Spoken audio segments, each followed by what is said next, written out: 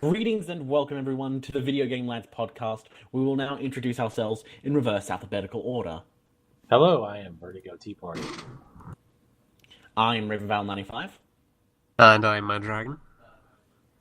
I'm IceBear. Wow. Yeah, Wow. that worked. That was absolutely worth it. That Oh my was worth God. it. Hello. It's like he's here. It is like he's here.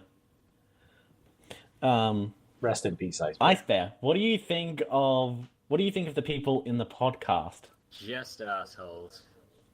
Wow. Wow. It sounds like we have a problem. You might need to take this off the air permanently. No.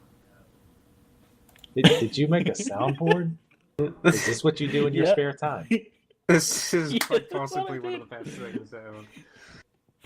Me and IceBear yesterday were like, oh, since you can't make it, we should record like a soundboard. And he said that jokingly, but I took that shit fucking seriously. Oh my God. Yes. Wow. Anyway, You're never Let's ever talk allowed about- to say that you are busy ever again. what? I said you are never ever allowed to say that you're busy or that you don't have time for something ever again. Oh.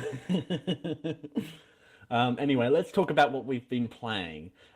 Just one game. IceBear, can you take it away? 1 second, I have to go to the toilet for like 2 hours. I'll get back to you on that one. Wow. All right. Well, Oh. he's gonna go away for now. So, Madraken, why don't you say what you've been playing? Yes. Yes, IceBear agrees, yes. What have I been playing? Main thing I've been playing is Dark Souls 2 this week. And I finished it at last, finally. That's good. So I finished it. That means finished the LP as well. Gotta edit and render a little bit more of that, and then there's a ton of it to upload. But I finished it. Overall, really enjoyed it. Really good, like, follow-up, I'd say, to Dark Souls 1. But a lot of it, there's quite a bit of it which, some things I liked, some things I didn't like. Also, is there quite a bit of static or humming coming from your mic? That might be me. Yes, that's Sorry. you. Yes. Yeah, But yeah. it's some reason it's because of the plugin that I'm using. It's messed with my microphone, and I can't go to mess around with it because it freezes TeamSpeak. So Mecha IceBear here is hurting the audio quality a bit. Oh, but it's so worth it. Yes. Exactly. Yeah. Jesus. So what were you saying about Dark Souls 2? Dark Souls 2. Overall, I really liked it. I mean, there's some things, like the overall general gameplay of it, I feel is, improved over Dark Souls 1, but there's certain things they did that, I didn't like. Certain mechanics. Weapon durability. Like what? What? Weapon durability. Well, he said Kiss weapon my ass. durability.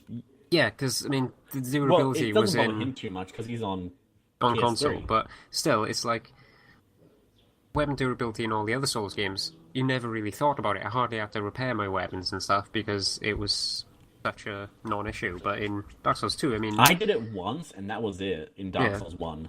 it's like by the end of the game, I had a couple of weapons that I'd switch between, and one of them was like a Black Knight halberd, but it had a very low durability. So, like, say if I was starting at the bonfire, it would run out before I even get to the boss fight. I'd either have to use repair powder or I'd be switching out to different weapons for it. Damn it, Raven. Yeah. So, what? Is it static? It was Yeah, like you a got, build-up. Yeah, it was like getting worse and worse. I can hear the birds in your room. You hear the birds, hear some sort of like wind or something. I can try and fix it, but there's a very likely chance that TeamSpeak will crash, and we'll have to, start the podcast. Well, not start the podcast again, but have to regroup. Essentially, would you like to do that? Take a intermission of sorts? Sure. Yeah, we're gonna fix it. Okay, well, Mad Dragon and me can talk about Dark Souls. Oh yeah, we've never done enough of that on this podcast, have we? No, Lord, no, we haven't. But yeah, I agree. Durability system, balls. Yeah, and on the Ballsy- PC, it's even worse, isn't it? worse. Because it's Oh, all yeah. it's down to the frames, isn't it? Yeah, they. So All if right, you're is playing that on better? PC, Yes, we'll see. All right, But I've yeah, assigned it it's- to push to talk instead. Probably good idea, even though I don't use that. But anyway, yeah, it was. Does it work with like IceBear? I don't know. Let's go forward and see what happens. So yeah, Okay, well, it seems like I've got to hold down right click if I want to do anything. Oh, I can't use the fucking soundboard if I have it set to right click. Oh God, no! whatever will we do? That would be awful. All right, I've put it to spacebar instead. Yes. There we That go. We works. still got IceBear. Yeah, Christ, good. thank Christ, Good. it's like he's here. Oh god. It's awesome, isn't it? Mecha IceBear, what do you think of this? There's a snake in my boot. How many of these did you come up with? I'm not telling. We'll just never know. Oh god. Anyway, All right, go on, about Dark Souls. Dark Vertigo Souls. and Mandragon, you Dark Souls away. Dark Souls away. But yes, on the PC, they determined that for whatever stupid reason, they decided to determine, or basically they factored in your weapons durability drop by frames. Apparently, not realizing PCs could do more than 30 frames a second. Apparently, that's a very mystifying idea for a lot of Japanese developers. So yeah, they didn't actually factor that in. And it's still not patched to this day, is it? The last Still time I not played, patched. apparently it's still not patched. So yeah, pretty disappointed from It's They going to do really make suck some for great people who games, play but their they games make at some 120 really stupid FPS. ideas. Do what? Oh god, yeah. If people who play their games at 120 FPS play Dark God. Souls, like that's got to suck. Like one hit. Boom. Yeah, your weapon's Weapon broken. just- Yeah, exactly. Just one hit, then it's gone. The thing is, they make such great games, but they do a lot of really, really stupid things too. This is Why are is we not talking some about Nintendo? obscure bug. This is not something that, oh wow, there's never, if you equip this item during this time of the day and then hit it 7 times exactly, it does this. This would have been caught immediately upon testing. I have absolutely no doubt that they knew about this bug before it went live, They just because didn't there's care. no way it wasn't caught. I used to do quality assurance, and there is absolutely no way that this bug was not known about, at least by the QA team. So it Yeah, I blows bet my the mind that QA they team let it go did for know this it. long. They just didn't want to fix it. They either don't know how, and they're just kind of ignoring it, or they're trying to fix it and they don't know how, or they're too busy working on DLC. Which is probably the latter, to be honest. Yeah, Yeah. that's disappointing. Yeah, because I have So them Mad in Dragon? relatively high Oh. regard, but they do, like I said, do some really stupid things, and some things just kind of show that they don't either think about things very well, or in some ways Well, that's they can be obviously lazy. bullshit. Sorry. Anyway, where were we? Yeah, as Mecha IceBear said, it's obviously bullshit that they haven't fixed it. I think Okay. Mad Dragon was saying Dark Souls 2 was way better than any game he's ever played. I don't think people were saying that. Yeah. No, it was good. Overall, though, I found it was very unfocused, if you know what I mean.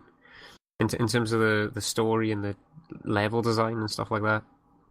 That's my main big I wonder how much problem with the it. unfocusedness comes from the sudden change in design of the game, because remember, it was supposed to be way darker and the torch was supposed to be super more important. I remember people comparing the enemy placement in the press showings of the game to the final reveal. They'd make it darker and there'd be one enemy or two, and then in the final game it's way easier to see and there's 3 or 4 or 5 enemies in an area instead. So it's maybe that has a lot to do with it. Yeah, because the whole lighting system they totally dropped that out of the game as well. Because in the early areas, like the Forest of the Giants, you got the most sort of braziers, to light with a torch and stuff. But once you get past that, there's hardly any in the game, especially when you get to the end areas. There's hardly anything to do with the torch mechanics in the game. So they totally sort of dropped that from development. But yeah. I would have been really interested in having like the darkness system in it though, because it just seems like a very interesting way to play with the whole mechanic of like, you know, the darkness is coming. This is a real thing. And then in Dark Souls 2, when it comes out, it's like, oh, this is actually super bright. I can see clearly. Yeah. I mean, it's Honestly, go ahead. What? Go ahead. What? No, go on. Yes. I don't even know what I was going to say anymore. Oh, I was just gonna say that I'm glad they ditched that stupid dark thing, because that Doom 3 tried that same thing, and the game was incredibly mediocre. Granted, it wasn't just because of the darkness, but that made it worse. I love how much you love to shit on Doom 3. It's a terrible game, I agree, but it's not. But you do it a lot. I didn't say it was terrible. I said it was Yeah. mediocre. It's very mediocre. No, I said it was terrible. Oh, Yeah. well. But yeah, and, IceBear agrees. I'm sure he would agree if he were here. That it was at I was best a accidentally mediocre clicking game. that, sorry. Like Dragon Age 2. But yeah, that would have just been a really shitty way to do difficulty. It's like, ooh, the enemies aren't hard, but it's dark, so lol.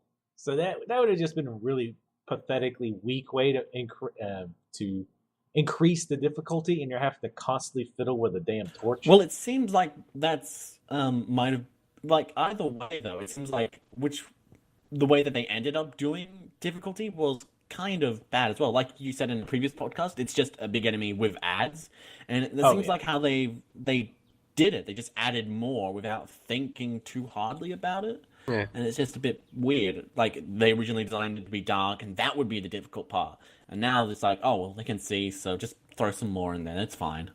I don't know, Yeah, there's a lot of places that I remember in the game where it's just like it was a really annoying, difficult part to get through because they just like threw about 5 enemies at you at once. I mean, the enemies themselves weren't that difficult. It was just the fact they threw so many at you. That was the way they added the difficulty to those parts. Like The gargoyles. oh yeah, like the gargoyles. I mean, what were there, like 4 or 5 of them? There was I like think like 6. 5 or 6, something like Jeez. that. Yeah. I mean, they don't come out at once, but I mean, the boss fights definitely seem incredibly uninspired. Like it was like, oh, bosses with ads. It's like Here's a almost humanoid every, figure. Like, half the fights, and I think that's being generous. Half the boss fights seem to be it's hard because there's ads, and it's like not really. Yeah, I think apart from the main bosses as well, they were quite like boring as well compared to like Dark Souls 1. Yeah. I mean, yeah. it had a lot Vertigo, more I unique. remember. Go Yeah, ahead. Vertigo, you said something in a previous podcast or so, like saying how even if the boss fight isn't hard or something like this, it says like some of the best boss fights aren't actually hard, like Sif, or it might have been Mad Dragon or IceBear, or someone said it, but like even the boss fights that aren't hard are actually good in Dark Souls. But and I've got to agree, because I mean, like the Moonlight Butterfly was actually one of my favorite boss fights from Dark Souls, and that was actually a pathetically easy boss fight. And it seems like in Dark Souls 2, they just decided to make all the boss fights hard, and that's doesn't lead to a good boss fight. Yeah, I agree. I think none of the boss fights were really all that memorable. I mean, the one you fight in you might fight in the poison, which I actually did end up fighting in the poison. That one was kind of interesting. It was an interesting variation, I guess. But yeah, for the most part, the fights were they were too easy, and they just weren't that interesting. Yes. So Mad Dragon, 9.5 Yeah. out of 10. 9.5 out of 10. Yeah. IceBear agrees. Yeah, On the IGN scale. on the IGN scale. To be fair, though, Yeah. people Christ. gave Dark Souls 2 a lot of shit, saying, "Oh, it was too much hand holding and all this other crap," and saying it was way easier, blah blah blah. Overall, I mean, I'm talking boss fights, everything included. Do you think it was significantly easier / dumbed down for Dark Souls 1? In certain ways, like maybe it's because I've been playing since Demon Souls, so I mean, my idea of what easy is in the game is going to be different from a totally new player. Like, but I don't know. I wouldn't say it was that difficult. But then again, I did use quite a few. Did make use of the co-oping system quite a bit. But I find that certain bosses were really difficult if you were going to go up in solo, like in certain parts of the game as well. Like which ones? Let's have a look.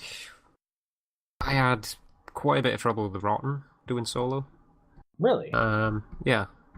I really didn't like him. That was How the boss was your... that See, that's actually what I'm curious almost about. made me quit the LP. That one did. The Rotten? Really? Jesus. Yeah, I just wasn't feeling very good at the time as well. But Well, see, that's the thing, is like it's kind of like Dark Souls 1. Not as much, but I know a lot of people, for example, I had trouble with which fights? One fight I had trouble with, and like I was having trouble with it, and at the same time thinking, why am I having trouble with this boss? Was the 3 Sentinels, the Ruined Sentinels. Oh god, I was having a lot of trouble with them, and I'm like, why is this so difficult? Another one was the spider boss. I was having the big spider. I had trouble with that one. Seemed like there was one other one that I died a few times on, but I've seen other people say that they had a lot of trouble with certain fights. For example, I've heard quite a few people say they had a lot of trouble with the smelter demon. And the smelter demon is quite difficult because he's just such a pain in the ass with his sort of like the buff that he does. That does basically just. My god, it just makes his sword attacks even more powerful, and then he's got the... And what's annoying about him is that if you get too close to him, you start taking fire damage. Yeah, see, I don't know, like, I didn't see this what's so confusing to me, and I think part of it, too, because I kept hearing people say it was so difficult, and I beat him in a few tries, like 4, I think, and I think part of that is because... Were you using a ranged build or a melee build? I was using melee. But I think I went out of order. I think I was supposed to go to one area pretty early on, and I didn't. So I kind of went the wrong way, as it was. And by the time I got to the Smelter Demon, I think I was pretty powerful. Like, I think I was more powerful than I was supposed to be. So I think that actually factors in a lot to why I had an easy time with them, and then other people were saying, "Oh, this guy's like super hard." What levels did you both end the game at? Do you know? Oh, I don't even remember. It was pretty high though. Like I felt that's another thing. I was pretty leveled. Pretty early on, I feel like I was ahead of the curve level wise. What about you, Matt Dragon? I finished the game, I think it was around about 150, give or take. I think I'm around about 150 odd now. That's after I finished the game and I'm like going around like doing a bit of PvP, doing a bit of the optional bosses and stuff. But yeah, around about 150. That was with a lot of grinding. Sounds about right for me as well. I'm actually watching one of my last videos now, like to try to find it. But yeah, I think I feel like I was way ahead of the curve because I didn't do a whole lot of PvP. I did try to help not early on. Several times I would go back and do a boss a few times just like to help other people do it just for grins, but I didn't do it a lot because I felt like I was already leveling too much almost, so I felt like if I kept doing it it would be too easy and it would kind of cheapen the whole experience, so I didn't do it. And I tend to also play this game very paranoid, so anytime, especially like early on again. Do you always have your shield up, like 24/7? No, but like what I'll do is if I have enough souls for a level, I'll go back. Like I go back to the bonfire, even if it means seat lest. Yeah, so even if it means like having to re-kill stuff again, then I'll just go back anyway and level up so that I don't lose those souls. Wow, I ended at around 162. Oh, that's pretty good. But yeah, I felt like I think those two things factored into me having an easier time with some bosses because one, I got there later, and two, I was leveling more than I think a typical player probably would. So I didn't have a whole lot of it. But I mean, I one-shot a lot of bosses, like 1 or 2 shot a lot of bosses, and I feel like maybe the idea they were going for, they wanted to have more unique encounters, but they didn't want to necessarily make you get stuck on them. because there was definitely way more bosses. Oh yeah, I mean, I Yeah, felt it's like about halfway doubled in through the bosses. game. Well, halfway through the game, I was like, I mean, how much further have I got left? And it was like, it's. I mean, how long did I finish off of? It was about 60 hours, I think. Almost 60 hours I completed the game. But it was about halfway through there, and I'm thinking, right, I should be nearing the end now. And it's like, holy crap, I still got like another huge portion of the game to go. I got like about 5 other areas to find in the game. Oh, Mandrake, what was that section that you said, like, to do something to, like, you had to kill a bunch of souls or something like that in order to get to a different area, but you don't know why? What was that? I remember you telling me on Steam, like, there was this section in Dark Souls 2 where you had to kill a bunch of people, then you had to go to a different area, but you're not sure why, like, why you had to do stuff, and that was, like, one of the reasons why you said it felt disconnected, or, like, I think no that was focus. just generally the whole game. I mean, it's like, it's supposed to be like similar to Dark Souls 1. Like, I mean, overall it's like a repeating circle of the events of Dark Souls 1 for the most part. But it's like, it felt like story-wise and like direction-wise where you're supposed to go and what you're supposed to do, it felt like there was no sort of like direction for you. Unlike in, like Dark Souls 1, you had like, you were told, you're gonna, there's like bells of awakening, you gotta ring the 2 bells, then Framp shows up, you gotta get the Lord Souls for the Lord Vessel, then go see Gwyn. And it's like, in Dark Souls 2, there was none of that. It was just the Emerald Herald basically telling you to go seek larger, more powerful souls, and that was it. That's the only indication the game gives you, and then it's not pointing you in any direction. It doesn't tell you, like, what the actual story is. I mean, there is, the story's there. It's still there, all in the lore descriptions and talking to NPCs, but it's like, it felt like very disconnected. It felt like very not really focused. I mean, I was watching some videos, lore videos, as soon as I finished the game to try and piece together what the hell was going on, because the game doesn't really, compared to Demon Souls and Dark Souls, it doesn't, like, I'm trying to describe it now. It doesn't feel as connected and all, like, knit together as good as it could be. That's impressive, since Demon Souls wasn't connected in the slightest. Yeah, no, you but had it's like little wells you had, but that felt more connected, you say? Yeah, because it's like, well, Dark Souls 2, it's like by the end of it, I still didn't have a clue what I was going on this journey for. I still didn't have a clue, like, the most of the characters were, like, I didn't really know, like, do you ever why find out I was why doing it. at the very start of the game you jump into that, like, vortex portal No. thing? No. You don't know why. Oh. And it's like that, I mean, it even says in the intro, like, dialogue, and it's like you'll, appear in Dragon Lake or something. Souls over and over again. And you won't know why you're doing it or anything. But it's like, once I looked up, like, lore videos and stuff, then, and they pieced it all together and stuff, I was like, okay, I can see generally what's going on now, but it just felt really disconnected, and as well as the world as well. Like you were mentioning about the level design, it's all not in scale and stuff like that. Which it's uses true. impossible space. It's like in the Iron Keep, which is like this sunken castle, submerged in lava and stuff. You get to that by going up an elevator from, this like tower or something. It's like this tower with lots of poison, like lakes and stuff like that. And then suddenly you go up an elevator from that, up an elevator into the sky, and you're in a lava-filled castle, and doesn't make any sense. I don't know. Yeah, it's weird. Anyway, we should probably be moving on, since we've been discussing just Dark Souls for quite a while. So, we should just rename the podcast Dark Souls Podcast. To be fair, and just to end up on it, I think the reason we talk about Dark Souls 2 so much is because, at least for me, it does so much right And Oh, yeah. so far as game design, both games obviously they both have their flaws, blah blah blah. But on Overall, they're just overall, really it's good doing games. stuff differently. Like the way that it tells the story is, how many people played Dark Souls 1 at least and was like, oh, there's no story to this game at all. It's just random shit happening. But there's all this stuff going on behind the scenes.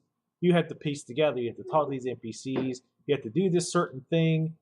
You have to read the quest text. You have to read the spell text and kind of put two and two together. And I think it's really cool how the story is there. And when you find out what the story is or what people speculate the story to be, then I think that's really cool. Yeah, it's really interesting, because there's a lot going on. Like in Dark Souls 1, I found more than Dark Souls 2, but there's a lot going on in the story that you want to sort of find out. Yeah, thanks IceBear. Thanks for agreeing. Sorry, I had the mouse cursor highlighted over. Yeah, I think the biggest difference here between Dark Souls 1 and Dark Souls 2 is that the Dark Souls 2 story is just as ridiculous to piece together as the rest of the world's lore. But in Dark Souls 1, the story, like as we described in previous podcasts, is actually fairly simple. And in this podcast as well, we just said it was very simple. It's like, go ring some bells and go have a nice chat with Gwyn, and that's it. Yeah. We should definitely be moving on, though. We don't want this to just be the Dark Souls cast. Me is next. Okay. So what have I been playing? Ratchet and Clank, the very first one on the PS3. I've been playing that a lot because we're going to be doing that for VGL. That's actually one of IceBear's favorite games. Isn't that right? Yes.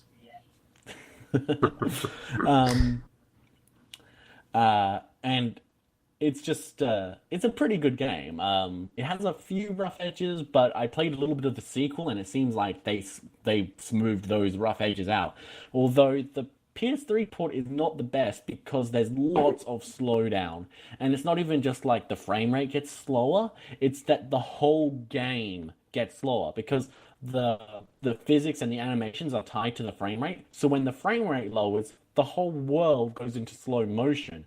And well, that's just bullshit. Well, that's obviously bullshit. Exactly.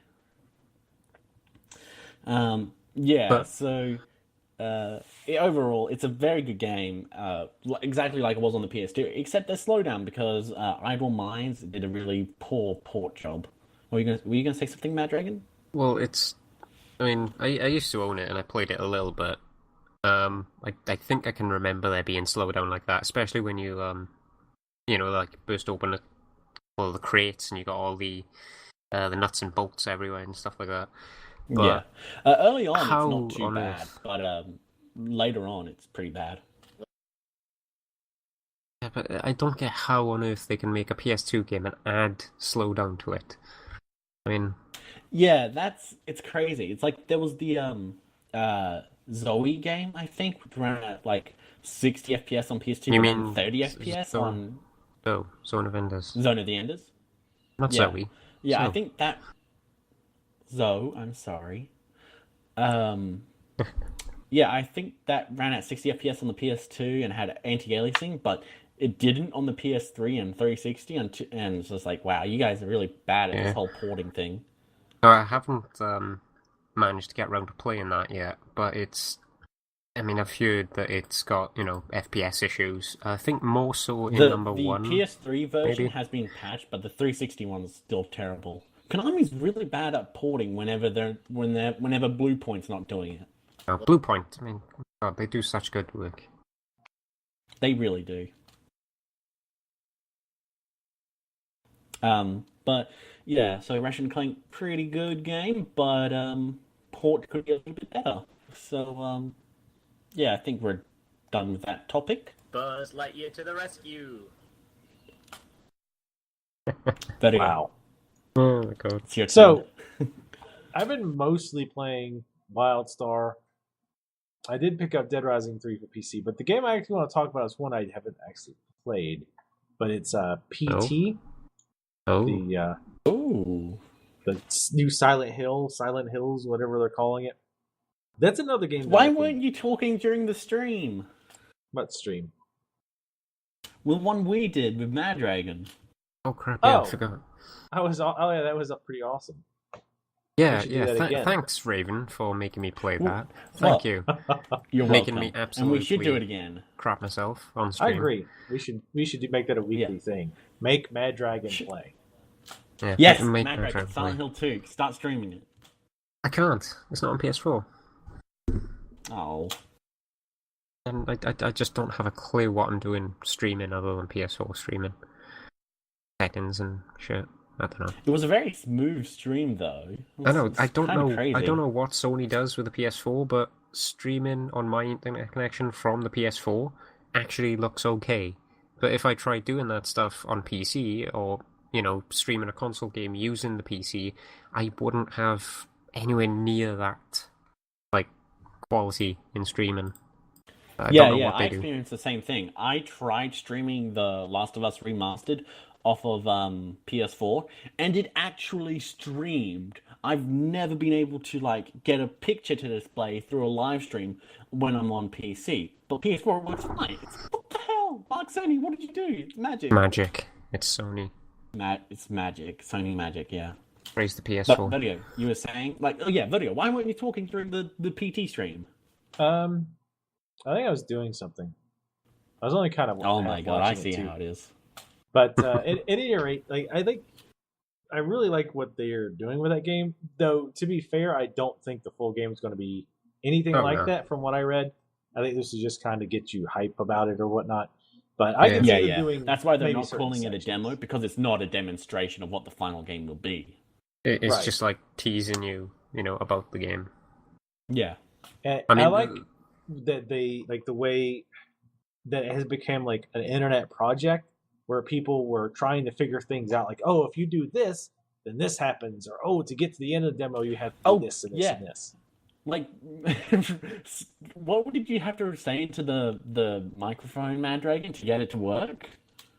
Jareth, wasn't it? Yeah, you have to call someone's name Jareth, which I think may have been the one of the characters kids or something. Yeah, so you had to wait for her to cry, then say Jareth, and then not move, don't touch the camera, and then go to the phone, and just, good, it's awesome. I don't know how we did it.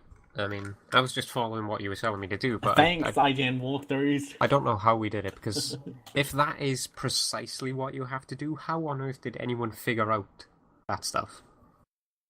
How on earth? It's the internet. We just crowdsource it. Especially the names and stuff, saying Lisa and stuff, which I'm guessing is the name of the, the woman ghost in there. Yeah. That I'm guessing is the character's wife, probably, because throughout the whole PT, it was going on about some dude had murdered his wife or kids or something. And child. Yeah.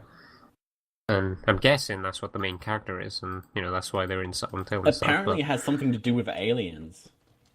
Aliens, I mean.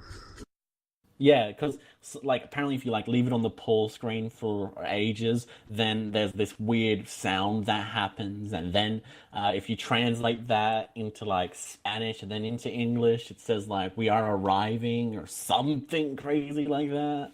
It's Hideo Kojima. Guillermo del Toro, you guys crazy. Anyway, Vertigo, this is your thing, sorry.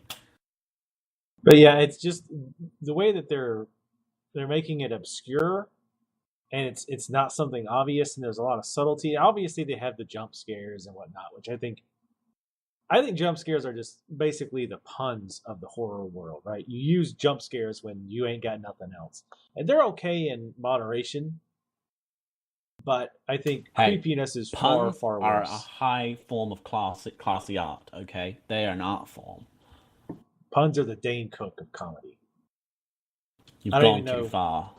To be fair, I don't even have listened to anything Dane Cook has ever done, but I like that people shit on him, so I do it too, because I want to be part of the group. But it's kind of become my go-to insult when I'm saying this is the X of this. So I always say that's the Dane Cook of comedy because, again, I find it amusing, and then it probably pisses somebody off who's like, hey, Dane Cook is a genius, a comedic genius. Nobody just realizes it. But, I think it's interesting, and obviously the Call of Duty type gamers are like, oh, I was just walking the whole way in a circle. This is dumb. What's going to happen? What can I shoot this baby? But I think it's Yeah. it's great watching people play it and try to figure out what's going on. And I love that people came together and was like, oh, this happened when I did this, and it's like, oh, how can I make this happen? Make it do it when I do it. So I think it's really cool that it worked out that way. I think it's really neat. And also, even on YouTube and on stream, the game looks phenomenal. Oh Yeah. yes, it looks gorgeous. Looks like It's running on the nearly Fox engine, right? photoreal. Yeah, Yeah, it's the Fox engine. Oh, Yeah. Fox It engine does is look so really good. more like the Foxy engine. good. More like the You've gone Foxy too far. engine. More like the Buzz Foxy Lightyear to the rescue. engine. But anyway, yeah, I just wanted to bring up PT because I like that aspect, because that part of games has been gone for a while, or mostly gone, and Yeah, not I doing this imagine on you'd purpose, like but that it kind since of you do like Dark Souls. right. I was actually going to say specifically, Dark Souls kind of does the same thing, where it's kind of like, well, here's how the game works, here's how to parry, here's how to block. But as far as, where to go or what's going on with the story, it's like, well, a lot of this you're just going to have to figure out on your own and kind of experiment and go with it. So I like to see that coming back. Yeah, it's really cool because like when that used to happen back in the NES days, it was a way to sell strategy guides. But now with the internet, it's a way to bring the community together. Right. I agree. And it's even if you don't even go to be part of the community, it can be fun to try to figure out on your own. Yeah, That's kind of what I did with Dark Souls 2. Like I tried to, and I still haven't really looked at much of the lore on Dark Souls 2, but I've tried to kind of figure out myself. It's like, okay, what's going on? And I think I've gotten a decent amount of it, but there's still a lot of it I don't understand.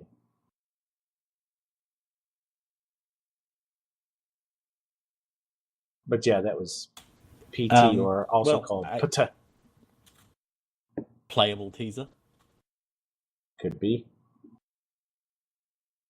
Play-Doh taco? Anyway, I think that makes the most sense. Let's carry on now. I think we should with the fuck me, this push to talk bullshit is weird. Let's carry on with the topics of discussion and stuff like that. Now that we're done talking about PT, are we all done talking about PT? Are we ready to move on? I am, yeah. Okay, It was scary. good. It was scary. Moving on. It was scary. Yeah. Let's talk about Amazon bought Twitch TV for $1 billion. Dr. Evil Pinky. I like how you So said it turns out, as it's yeah, written as in they the can't doc. see us. I think they got the impression. I think it's a pretty well known one. I think people are pretty good. I don't know, man. These kids nowadays, they ain't got no respect for classical films. Anyway, yeah. So Google didn't end up buying Twitch. Damn. Well, it was probably for the best, isn't it? Yeah. Oh, yeah. Yeah, I think apparently, most people according think it's for the to best. some guy on Forbes, the reasoning why is because Twitch and Google couldn't agree on how much would be paid out if they were sued over antitrust laws, because, Google owns YouTube, and if Google was to own Twitch, that'd be a pretty big thing. So apparently they couldn't agree on that, and then Amazon was like, oh, if you're not buying them, I'll take it for $987 million. I don't know. I don't know how much I really believe that, to be honest. It's a stretch. I mean, obviously they could be sued for it because it's, America. We can be sued for anything. But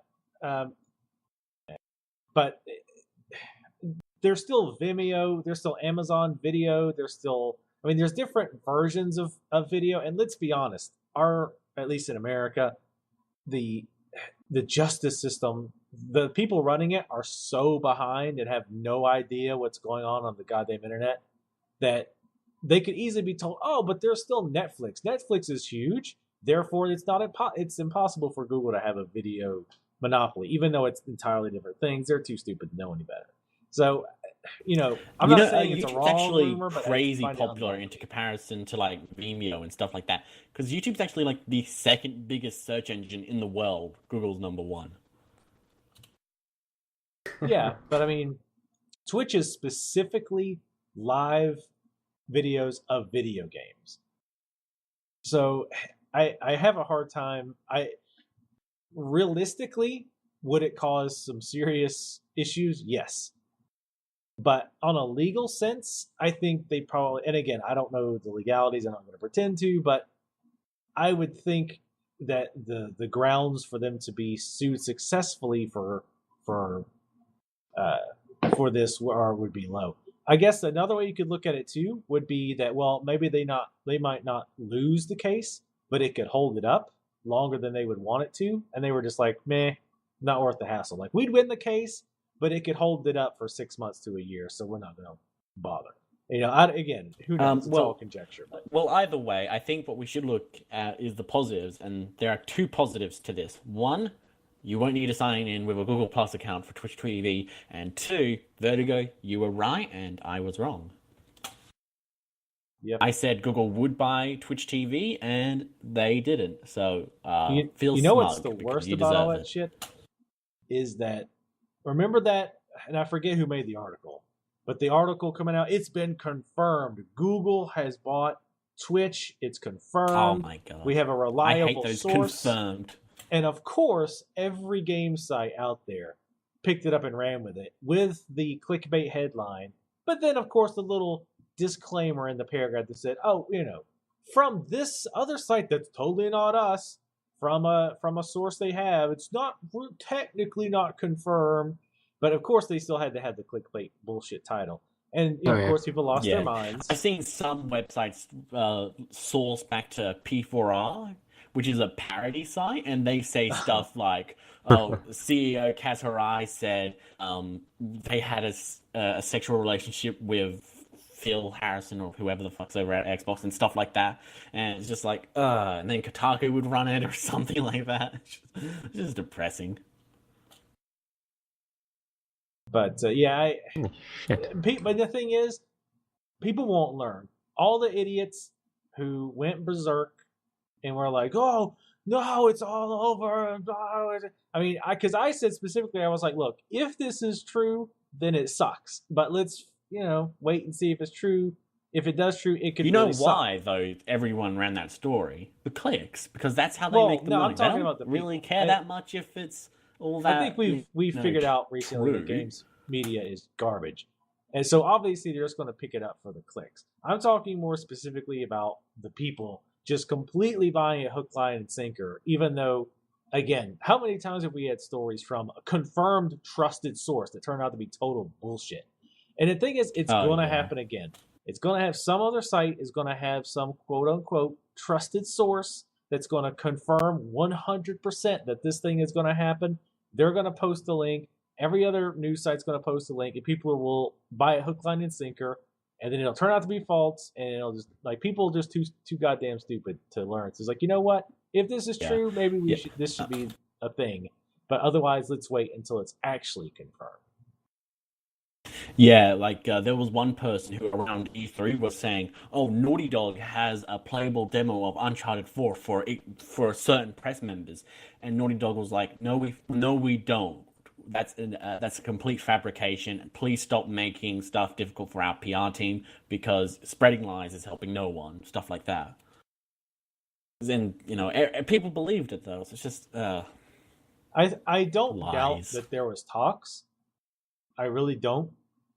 Especially with Twitch just suddenly out of the blue deciding, hey, let's check these videos for music problems. I don't think that was random. I feel like there was a reason for it. And it was so buggy and flaky at release to really indicate that it was rushed out. It really gave the impression of being rushed out, that they really wanted to get it out quick. So, because they could have easily tested something like that, right? You could have flagged the accounts, not actually deleted them, but flagged the videos and had somebody go and look and go, oh, these videos should have been flagged. Let's fix this. But they had so many problems with it. I have a feeling that they rushed it out because somebody who was buying them out maybe have brought that up, or they thought it might be a problem. So they wanted to kind of catch it off ahead of the past. But again, that's speculation, but I think it came out of nowhere. Yeah. And I think that was for the very reason of being bought. Yeah, I think we've finished discussing Amazon now. So, what do you think will happen to Twitch TV, if anything, now that Amazon has bought it? Do you think they'll just let Twitch be Twitch, or do you think they'll, try and force them to do Amazon-related things? I don't know. Amazon only sells books in Australia, so I don't know much about it. Wow, what's it like out there in Australia? It just sounds... It's very cold and dark, and I've got a double-barreled shotgun with my dog. Mad Max reference. Yeah, I haven't seen that. Anyway.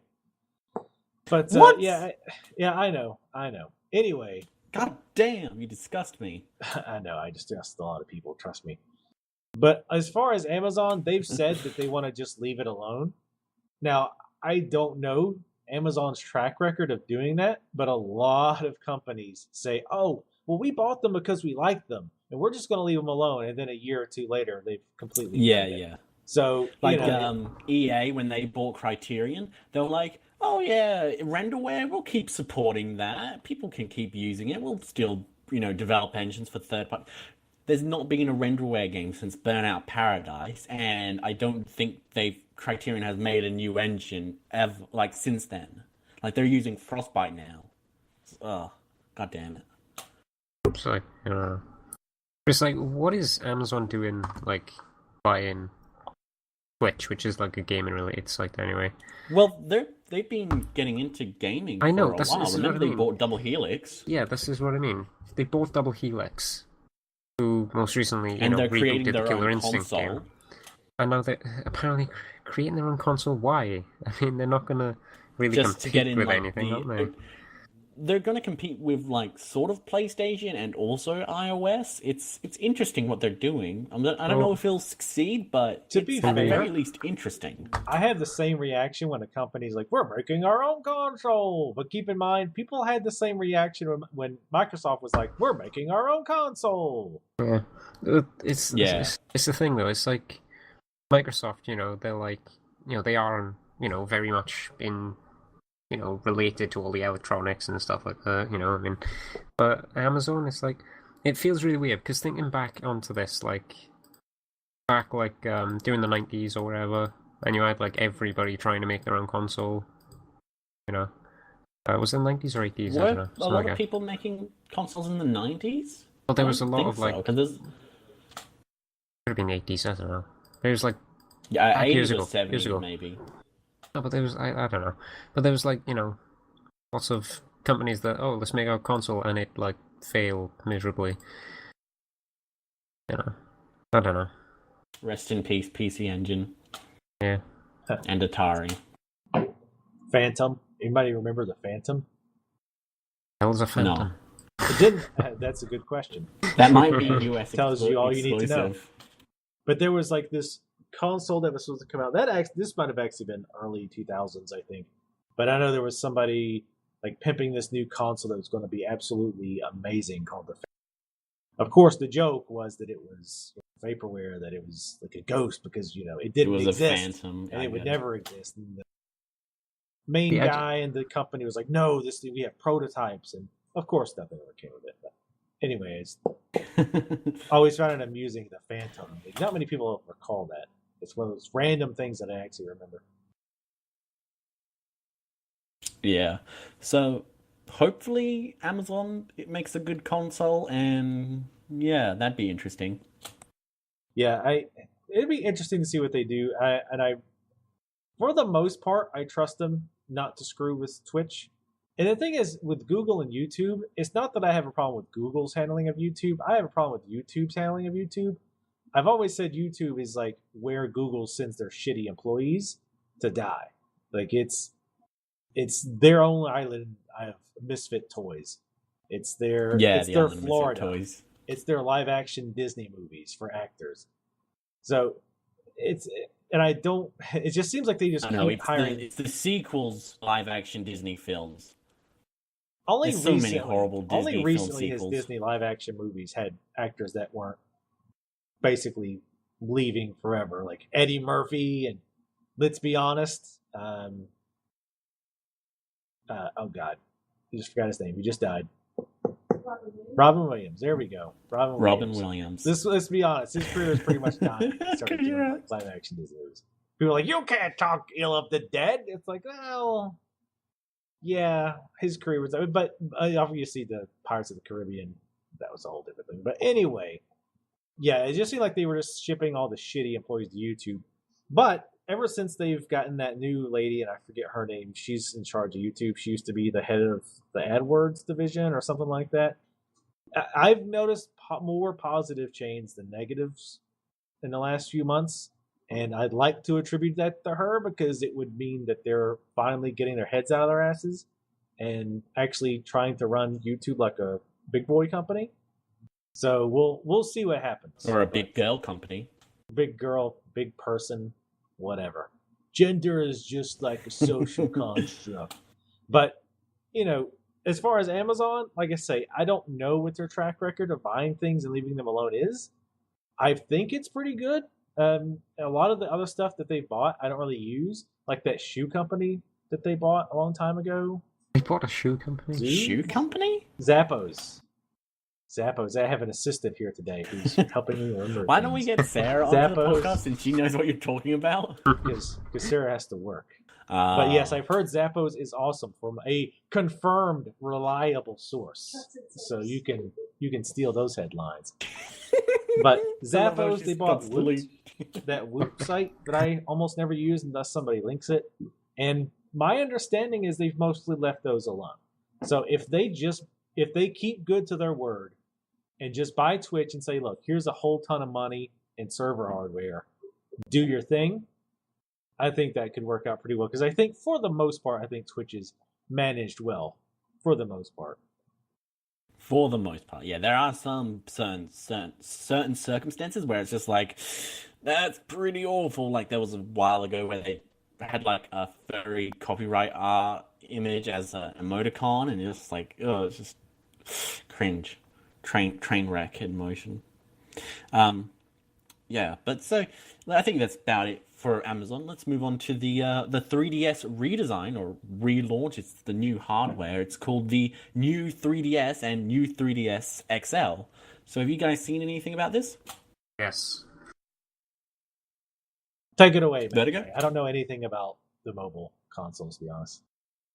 Can't tell. I'll describe it. Whatever.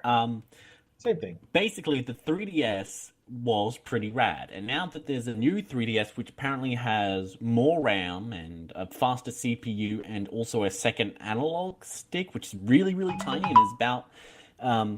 if you guys remember the GameCube controller, remember the C-stick? It's basically a C-stick. They call it a C-stick, but it's about as big as the start button on the GameCube controller.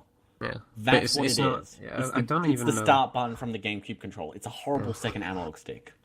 I think it must be an actual little tiny stick, you know, or like a nub or something, because it's like it's not like circle pad, you know, it doesn't like move like that. It must be just like a little, you know, actual stick that you move, because there's no way, there's not enough room for it to actually be like a circle pad like the main one on the 3DS. And it's got there's no precision allowed there at all. Yeah. It's got faster really CPU. Bad. It's got the R2 and L2, or ZL, ZR, whatever. Yeah, it's got ZR and ZL. And it's better 3D. It's got better 3D, so now 3D might actually be worth something, and it's also got a better battery. They've also moved the volume slider from the bottom to the top, and that's like, oh my god, about time. That should have been like that day one, because your hands, you hold the 3DS at the bottom, and that's where the volume slider is. So as you're playing the game, the volume slider will gradually go up because of how you're naturally holding it. It's just, oh, Nintendo, you're idiots. But is this the one that's only coming out in Japan? Yeah, it's only as of right now. Yes, it's only coming out in Japan. It's overall, I think it's a really good improvement on the design. But you know, I mean, I don't think anyone's got any problems with the design. It's a really good like refinement of it. I mean, it's implementing the Circle Pad Pro stuff into the console. But the problem with it that most people have, and myself included, is that it's because it's improving the CPU and stuff to make it faster. So it's got better browser, it's got better, faster downloads and stuff from the eShop. It's also been announced that it's got an exclusive game. Yeah, it's like the and that's Game the Boy problem. Color exclusive games and stuff. Yeah, but the thing is, that's the problem. I mean, the Game Boy Color, I think that came out like 9 years after the Game Boy came out. So I mean, Something like that. it was an actual new console basically, whereas this is like 3 years this after is like the release. 4 years? This 3 isn't years. a new console. This Jeez. is just a refinement that is totally dividing the user base, because there's like 43 million 3DSs currently. 44 million 3DSs have been sold. That's even more than last week. Have a look, but if they're releasing games that can only be played on the new 3DS because the actual hardware is better, it is technically a new console because it's got different specs for the hardware, and there's games that will only work on it because of it. So it's that is not very that's not a very good move, because it means that go on. Apparently, the new 3DS games will be able to work on the original 3DS games, but they'll just run at like a slower frame rate or something like that. Well, I'm not sure how true that is, because the whole translation thing is weird. Because what I've heard is that they won't be able to be played, but then other people are saying that, oh no, they will be able to play. But it's that's like, the problem, because if there's not an for... official report in English yet. There's conflicting reports. But if they're required to be played on the new 3DS, then I can't see how they'd work on the old one. And it's sort of like how if you have a weak computer, then some people, like, you'll run the game, just it'll run worse, sort of like that. But I'm not sure. But that's just going to be one of the games that are announced for it is Xenoblade Chronicles, which I was excited for, and then I was no longer excited for when they said, oh, it's exclusive to the new 3DS. I was like, oh, it would be a good way to get Xenoblade Chronicles for cheap? Nope, because you need to buy the new 3DS to play it. And then the game. Amazing. So I mean, when I was watching this, I think I was watching it live or something, and then I heard the music, and I was like, whoa, that sounds familiar. Click back over from a different tab, and it's there, the intro to Xenoblade Chronicles, and it's like all swooping through the environment, and I was like, oh my god. And then I read that it's available only for the new 3DS, and I'm like, oh. And see, this is the thing, if they do this with more games, they're forcing, like, all 44 million of the other 3DS owners to buy the new 3DS. And you bloody know they're going to do a Pokemon game exclusive to the new 3DS. And you bloody well know I will buy it, yes. Yeah, you'll buy it for the new Pokemon, or if no there's matter a new how Monster much, Hunter no game. matter how much I bitch and moan about Xenoblade Chronicles only being on the new 3DS, I will still buy it for Xenoblade Chronicles. You're part of the problem. It's such Nintendo. a terrible one, though. Just assholes. Oh my god, that was perfect. He's great. Yeah, so Nintendo and the new 3DS, blah. Also, let's talk about the Circle Pad Pro thing that I was telling you about, Madragon. Yes. So, the original 3DS launched with just one analog stick, or one circle pad. And later on, Nintendo released a sort of attachment for it, which allows you to have a second analog stick, which is great. So games that support it can have two analog sticks and have improved controls and all that. Yeah, it added, the circle pad and then great. shoulder buttons. And now that there's the new 3DS, so I guess, support for the Circle Pad Pro is going to increase because, they've already got control schemes developed in mind for the for the new 3DS, and so they can just, copy and paste that to the Circle Pad Pro, and it's fine. Everyone's happy. Turns out not the case. Super Smash Bros. For 3DS will support new 3DS second analog stick controls, but not Circle Pad Pro.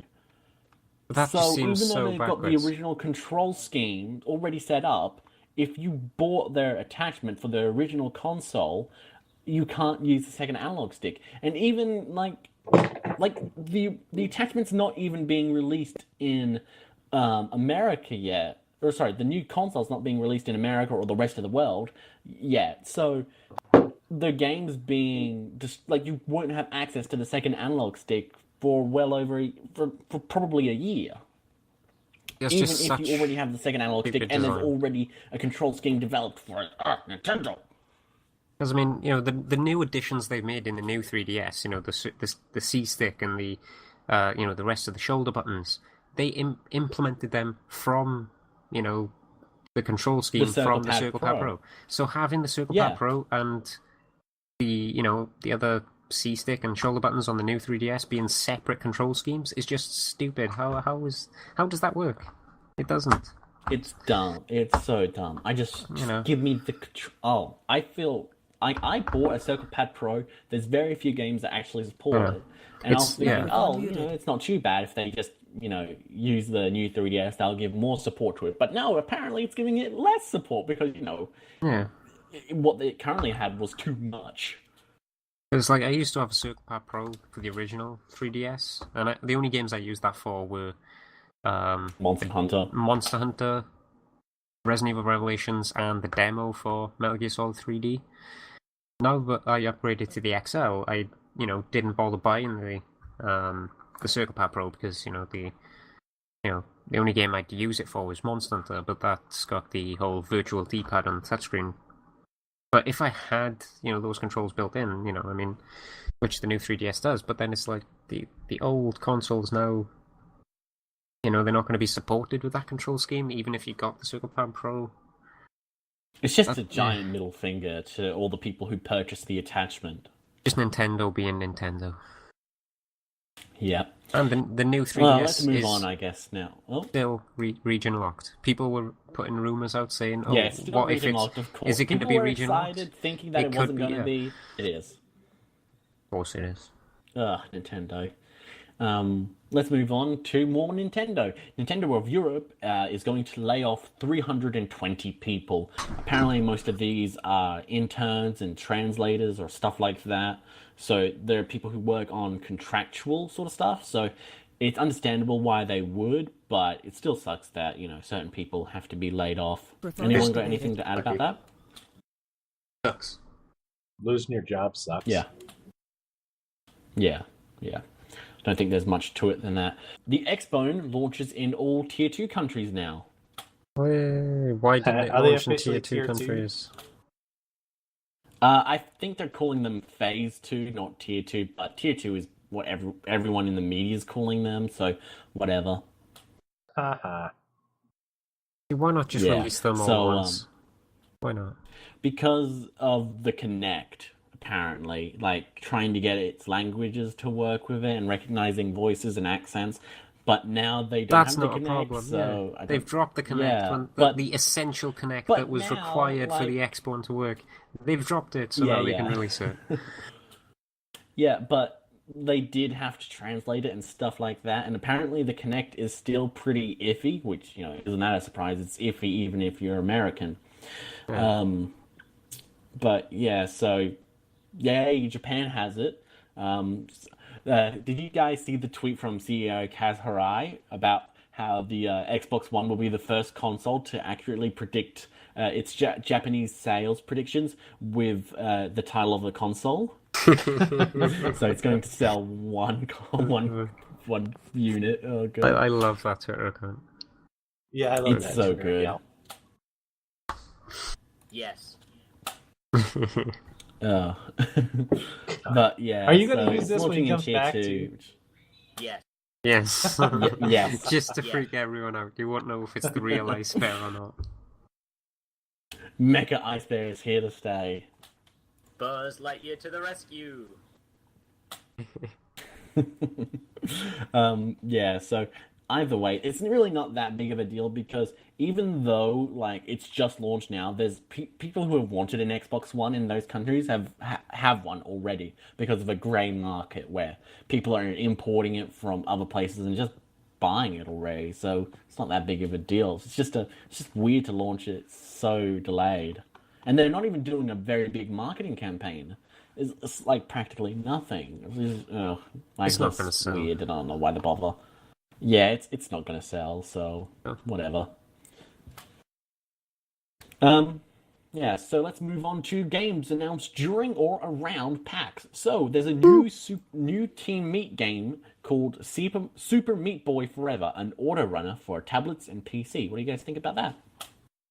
Do you guys know what an auto runner is? Yeah. Yeah. Like Temple Run type stuff, right? Okay, yeah. Crappy mobile games. No, it's more like the Rayman game. It's where the character runs by themselves in little stages, and you've got to press the jump button. So it's like playing a normal platformer, but you don't press forward or anything like that. So they've dumbed it Yeah. down to one button, then basically. I really don't like the idea Basically, of yeah. it. Yeah, I don't really. I mean, it's cool and Yeah. all, but yeah, I don't really like endless runners. I'd rather play What's- the original Super Meat Boy. What's the famous or what's the one that's got a lot of hype? Bit Trip Runner. I was Oh, really yeah, never yeah. into that. I played it a little bit. And, oh yeah, the idea of tying it to music was kind of cool and all that, but not really into that whole Yeah. genre. All right. Clannad is coming to Steam, fully voiced in Japanese. This is actually one of the most popular visual novels in a while. It got quite a big reception for some reason. I'm not sure why. Apparently, it's very emotional. So, what do you guys think about this? Never heard of it. Nope, never heard of it. That's my input. Vertigo? Nope, never heard of it. Okay. Pokken, Tekken-styled Pokemon fighting game, is going to be releasing in arcades in Japan. Amazing. I like when they take two things I don't care about and then mash them together into a game I doubly don't care about. Wow. How can you Yes, not like it? Okay. How can you I've not never like played it? a Pokemon game ever. That Tekken. Have you What? played a Tekken game? Maybe way back during like Tekken 2, and I was like, meh. What? I'll play a real no. fighting game, Okay. like Street Fighter or Okay. Mortal Oh Kombat my or God. Soul Calibur or Soul Edge or whatever play- was popular then. Virtua Fighter Or Dark Souls. Dark Souls or NFL Blitz or Crazy Taxi. Yes. Yeah, okay, so I like the Pokken is idea a of it. Pokemon fighting game. It looks really interesting. I'm excited for it, but it's only in arcades and stuff, so whatever. If it was coming to the Wii U, I'd totally buy it, but it's not, so I'm not. I think that's probably the first time anyone has ever said those words. If it's coming to the Wii U, I'll Well. buy it. That's the only time that those words have You ever been put. underestimate Nintendo together fanboy in a powers. sentence. I was gonna buy Call of Duty, but it's not coming into Wii U, so Well, actually, you No. might be wrong there, but we'll save that until later when we talk about a certain Capcom game. Let's talk about Saints Row: Get Out of Hell, releasing in 2015 for PC, PS3, PS4, Xbox One, and 360, and it's a standalone DLC. What do you guys think about that? I love Saints Row. Yeah, it looks Meh. kind of cool. Don't you ever? I find it annoying though that they have such a big focus on Gat and not Kinsey. Yeah, Kinsey's super cool. Gat, who cares about Gat? The whole He I can kind of read a get thread about to that hell. because I kind of got into the Saints Row thing a little late. I started with 3 and I never finished 3, but I played the hell out of 4. And Did you play 4? I just said that I played the hell out of 4. But Well, sorry, I didn't. No, I can't hear that well. Sorry. yeah, I know. It just the It way has to go a you're all long tied way. together. So, but no, I beat 4, and I actually I did so much of it. I got like all the challenges except for 2 because I just couldn't be arsed to do it because like one of them was travel X number of miles in a mech suit, and I was just like, man, I'm not doing that. But at That any rate, seems super tedious. yeah. But other than that, I mean, I played the hell out of it. I got like all the extras and all this other stuff. I think I unlocked all the outfits and all that. So I love the shit out of Saints Row 4. Though, oddly enough, I can't actually buy any of the DLC because I got the press copy. And they have some weird system where the press copy is different than the release. So if you actually try to do like my achievements for Saints Row, it freaks out and it goes to just the general store page. But anyway, I definitely plan on buying this if I don't get a press copy, which, Deep Silver, you want to get on that? Wait, is it Deep Silver does the PR for them, right? Yeah, it's Deep Silver now. They do that, not THQ anymore. Yeah. Well, no, but yeah, that's right. That's right. Deep Silver does that. All right, yeah, I got you. But anyway, I lucked out and got a PR copy. So, if you guys want to give me one for Get Out of Hell, it'd be great. But I also tend to agree the whole GAT thing I don't get, because I guess part of it's because I started late, and then in the third game, what I did play, he was hardly even in it, and I didn't think he was. Apparently, he dies in the opening cutscene. I never noticed that. I got like halfway through the game, and someone told me like, "Oh yeah, Gat's dead." I was like, "Who the fuck's Gat? Gat was in this? He did? He was? What?" Well, I think that's what I don't get Gat. From what I read, that's what pissed people off, is that not only did he die, but he died off screen. So they had kind of tried to build up so much, they had just kind of killed him off screen. Oh, and so now they're compensating for that. Like, okay, we messed him up in the previous game, but now he's God. He is, he can kill the devil in hell and, get out of hell, whatever. He's pulling a Kratos. Right. So, but yeah, I don't know. I don't get the whole thing with Gat. I think they've kind of ran with it. And somebody's, few people brought up the good point. It's like, well, you can't really focus on the game's actual protagonist, which is you, because your leader or your boss or whatever is different than my boss, because the main character is, you create it yourself. And it's got different voices, got different looks. So they don't really have, they have that generic look of the head guy, just like Mass Effect does. But it's hard to really back it up, because especially too, because your voice, you can choose your voice actor and he says different things, or she says different things, whatever. So I think they try to focus on Gat. And I think, what's her name? I'm so bad with names. The other person you could play as? Kinsey? Yeah, Kinsey. I think she's kind of more of a recent thing, because wasn't she not even in the game until 3, right? I think? She wasn't in it until 3. And I think she's more of a recent people really get into her character. So I think maybe that's part of it. But do you get to pick which one you play, or is it like story based? So I believe you get to pick, because it's co-op focused. So it's like one person will play as Kinsey, one person will play as Gat, or at least that's what I think, or I've heard. I'm not sure 100%, but yeah. Oh, also, Saints Row 4 is coming to PS4 and Xbox One, and it comes with all the DLC for $30. Although I've heard some conflicting reports saying it's actually $50, and some saying there's a different one for a Saints Row 4 port with Gat Out of Hell, which is for $50, and another one which is just all the DLC without Gat Out of Hell for $30. To anybody who's not played it and is totally fine with over-the-top shit, I would say buy it. But I don't really see the point of buying it again. I guess starting over, but it's not like you can go according to my friend who played it on PS3, he said that the PS3 version ran pretty shit. Oh, really? I guess that's a good reason for buying it on PS4, to have a decent frame rate. Okay. But yeah. I don't know. I really loved it. I loved the hell out of that game, and the dialogue is just really funny, and it works I don't know, just really funny ass game. It was a lot of fun, and a lot of people complained that the superpowers made traveling by car pretty worthless, and I tend to agree. But sometimes I just drove because I wanted to. I just steal a car and drive all over town, and I'd drive to my mission just because I wanted to, because it was still fun to drive, but it was slower than running around. But if I had the option, yeah, I'd rather jump over the city buildings and run up walls and shit. So I think it's kind of a weird negative to point.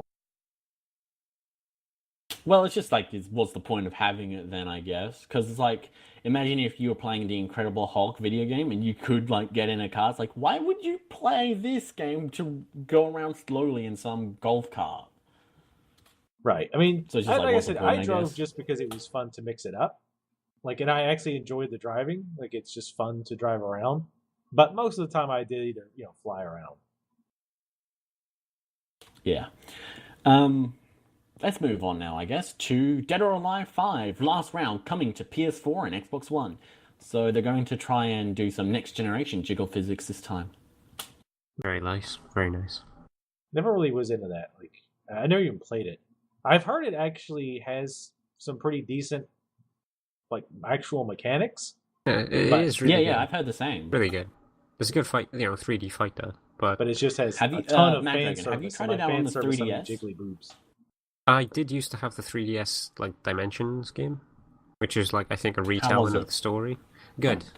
I got a bit bored of it after a while because Oh, me video games. the jiggle physics not entertaining you enough?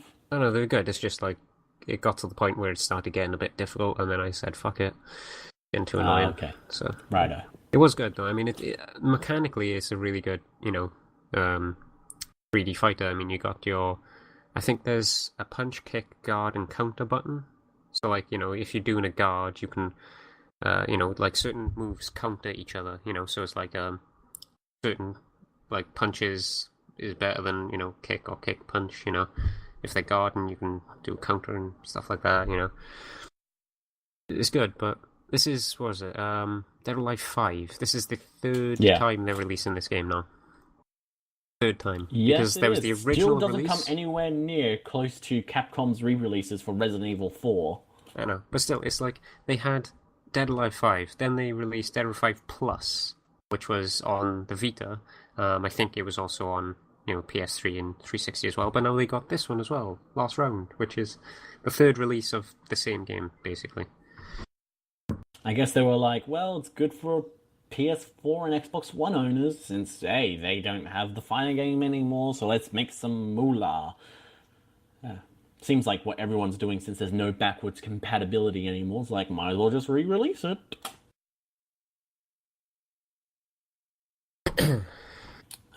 But yeah, so it's coming to PS4 and Xbox One.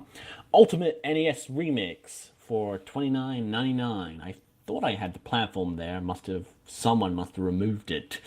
But I think it's coming to the Wii U or 3DS. No, it's 3DS. Yeah, but it's... Yeah.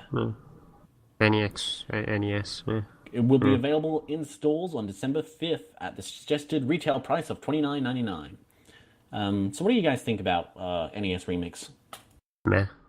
I haven't played it. I've heard they're Okay. actually a lot of fun. I have a Wii U. Yeah, they are actually pretty fun. Although for the NES games that I have no idea what they're about or where they're from, it's a bit like, what is this? Like, playing Super Mario Bros. 1 is cool. Playing, some weird, Tetris clone that's not Tetris, it can stay in Isn't hell. that Dr. Mario? Uh, Isn't that Tetris? I've got no clue. Dr. Mario was actually better than Tetris. Dr. Mario. Have you guys seen the Dr. Mario with lyrics song? I believe you showed me that once, and it was interesting, to say the least. Amazing, is what you wanted to say. Anyway, yeah, that's coming. Let's move on to Peggle 2. Peggle 2. Come to Yeah. PS4. Bravely Second announced. It's the second Peggle game. Yep. I'll buy that. Bravely Second. I love Peggle. You're getting it? Peggle, yeah. I like Peggle. Right. Right. Yeah, Peggle looks like a fun game. It's interesting, but there's not that much to say about it. It's coming to PS4, so Xbox One and Xbox 360 have lost their exclusive. Do they have any No exclusives reason left? to buy a Xbox One left. Yeah, that's something that really bothers me about the Xbox One, actually. Every time I look at the games that are coming out for the Xbox One, I'm just like, can't wait to play this on PC. I know. But, was it Rise? Like, the actual Dead Rising exclusives 3? that they have are the actual exclusives they have is like Forza. Forza, Halo, Forza. Killer Instinct. You got that Crimson Dragon game, which is like Yeah, pretty Panzer shit. Dragoon. Oh, don't say that. What else is there? There's Tomb Raider, which isn't actually an exclusive. Not actually exclusive. It will be yeah. exclusive for 5 minutes. Yeah. Jesus. Oh God, see, this is the thing. Microsoft have always been bad for exclusives. I mean, compare like Nintendo or Sony exclusive games to the 360, and it's like Gears, Halo, Forza, Fable. Although not really, because that's on PC as well. Not really Fable, yeah. I'm struggling now. I am actually struggling for exclusives. Did you say Gears of War already? Yeah, that's the first thing I said. Oh, The Sunset fuck, Overdrive? That looks like it's getting a PC release. The way that the game plays, I don't know why, but just the way that it looks it's just like this looks like it's gonna come out on PC.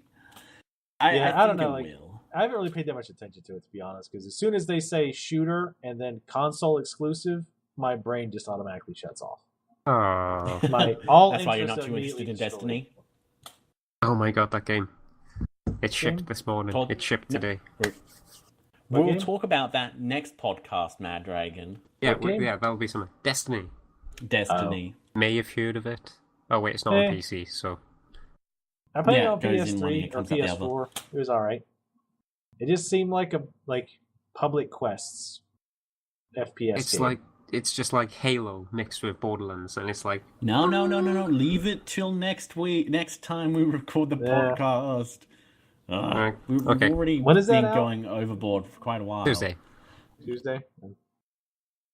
All right, so next one is Bravely Second announced sequel to Bravely Default and will be available in Japan this winter, but not in the West.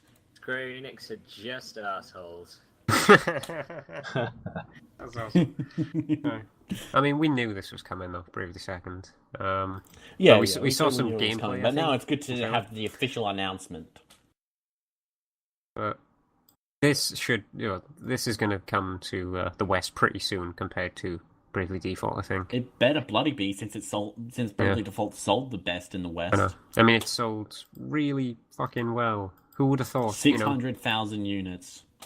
Square Enix doubted that a good traditional JRPG would sell badly.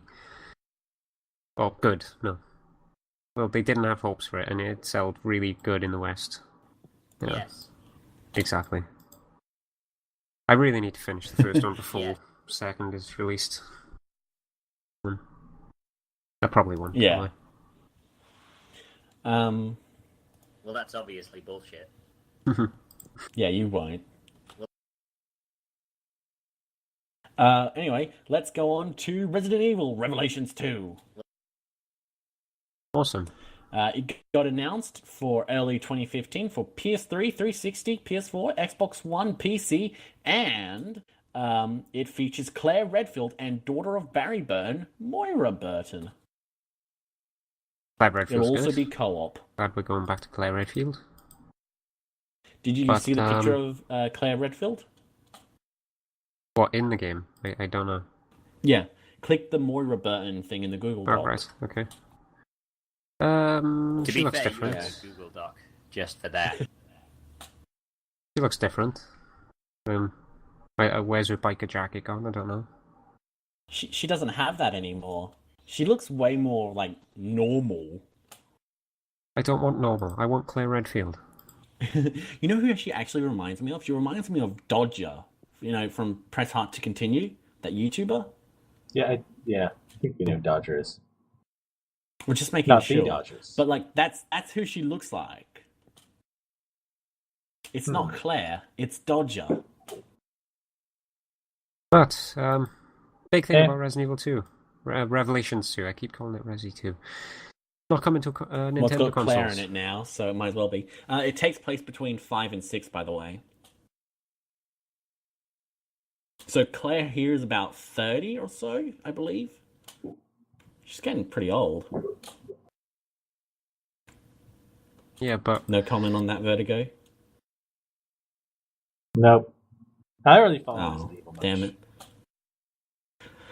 It's an alright series. There's a lot of hits. Actually, there's very few hits, but a lot of misses.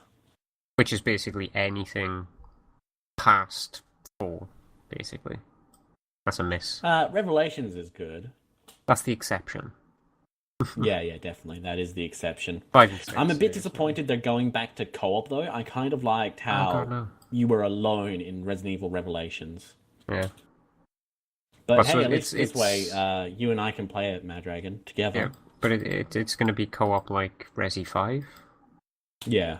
Gotta put up a crappy computer AI. Well, hopefully they fix that. The way that they've tried to deal with it in Resi 6 was terrible. Just give them infinite ammo for the pistol. And then it's just like, oh, I don't have to do anything. I'll just let the AI play the game for me. But yeah, as well, Revelations 2. It's not coming to Wii U or 3DS, which is where Yeah, the exactly. Revelations That's what I was going to series say. started. Like, you're on 3DS. angry at Capcom for not bringing Yeah. it onto the Wii U, and you I would won't buy buy it this. because of that. Well, I got no interest in buying this on any of the other Because it's consoles. not on Wii U. If I was going to buy this, I'd buy it on PS4. Vertigo, yeah? do you hear this? But do you hear if this? But if it came yes, I out hear on this, absolutely. This is sick. 3DS, I'd buy it on 3DS first, you know? Because that's where, when I think of Resident Evil Revelations, I think, oh, the 3DS version, you know? That's the primary version that I think of it when I think of Revelations.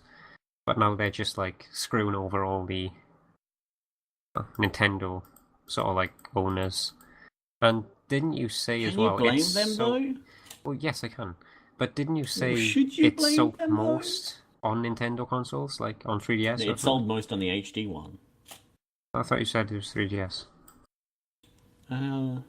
No.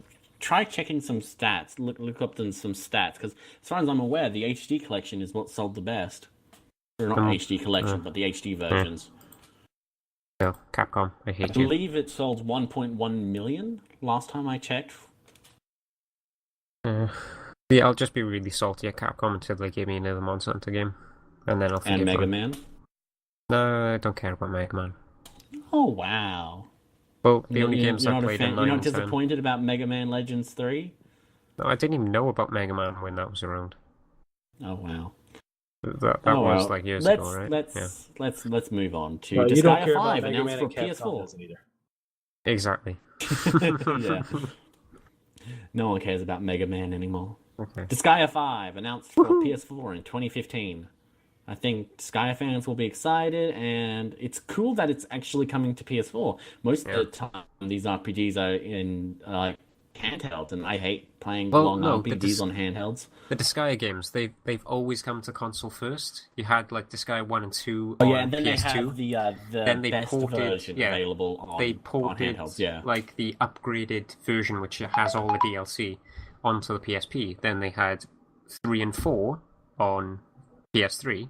They upgraded them with all the DLC and a few extras for Vita, and then Disgaea 5 now coming to PS4. Which is good. Yeah, I get you. Persona 5 is coming to PS4 as well as PS3, which is good because when they said like they were releasing it on PS3 only, like last year or 2 years ago, I think, I forget. It was a bit like, whoa, what? But now it's pretty cool that it's on PS4. I'll be getting that, definitely. Yeah, same. I'll be getting it as well. An Ease game announced for PS4 and Vita. That's good. I love the Ease games. I'm not very good at them because they're super difficult, but I'm excited for it. Bit difficult, really? Well, you don't think they are? Not really. I mean, it's just like you're telling me you think like Ease Origins is super easy? I haven't played much of Ys Origin, but I played a little bit of Ys 7 on PSP, and that was okay. How far did you get into it? About an hour in. Oh, okay. So you're still at the tutorial. Well, no, it's different. It was different. It was more like normal RPG, whereas Origin was, I don't know, it was dungeon crawler type stuff, I think. But you know what I mean. It's like difficult. Yeah. I think I got to the Anyway, first boss. Slender the Arrival coming to PS3 this September 23rd. That's good, I guess. They're going to be announced that when asked if it's coming to PS4, they said like no comment, winky face. That winky face means it's coming to PS4. I love that. That's what they did. They put a winky face in there. They audibly your said answer that to during a everything. press conference. We have no comment one way or the other, winky face. Yes. Semicolon, close parentheses. Yeah. That's just... Oh man. It's coming to PS4. Obviously. Yeah. Why didn't they announce it? They're Just assholes. Just assholes. oh fuck. Good job. I clicked it too much. Yes. I can do Oh my Mecha God. IceBear remake. This is gonna get out of hand.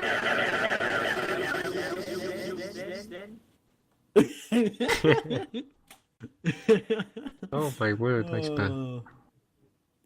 Well, that's obviously bullshit. Wow. There's really not much more to this podcast left. That's the final discussion point. Yes. So let's go. Thank you to the audience. So thank you, audience, for being here. Yes, Thank you, audience. Yeah, and anyone got some shout-outs? Mad Dragon? Dark Souls 2. It's almost coming to an end. Okay. Go watch it. It's good. IceBear, do you have any shout-outs to make? No.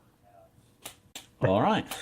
I'm going to shout out, well, I don't know, the Metal Gear, no, the PT thing we're doing. Yeah, part 1 of PT. If you haven't watched it already, go watch part 1 of PT. Maybe, if we're lucky, there'll be a part 2 by the time you're listening to this. Mad Maybe. Dragon.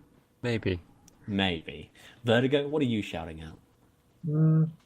I'll say go watch my new Dead Rising 3 Master Race Edition LP that I'm doing. All right. Is it supposed to have black bars on the side? Probably not. I had some issues with Oh. that one. Oh, wait, you mean the Okay. video or the What? thumbnail? What? The video. It's I'll have like to look not at it. 16 by 9. Looks like it's 4 by 3 or so. Are you recording in a 16 by 10 or something? It is a weird resolution. Actually, now you say that, because for whatever reason they don't give you standard resolutions you can use, and the lowest 1080 that I could do is 1920 by 1200. There's no That's 1920 by 1080. weird. It's very bizarre how they have their stuff set up. I'll have to take a look at that again and see if I can find a way to All do right. it. But anyway, Well, that's it for the podcast. So thank you everyone for joining us. Hope you enjoyed your time here. Yes. And with that, we'll see you later. Bye. goodbye. One second, I have to go to the toilet for like 2 hours. I'll get back to you on that one though.